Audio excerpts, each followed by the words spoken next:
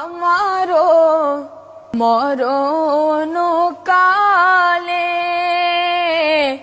নবী আপনাকে কাছেতে পেলে ইয়া রাসূলুল্লাহ থাকবে না মরণ যন্ত্রণা, এটুকুই আমার কামনা। ইয়া নবী সালাম আলাইকা, ইয়া রাসূল সালাম আলাইকা, ইয়া হাবিব সালাম আলাইকা, সালাওয়াতুল্লাহ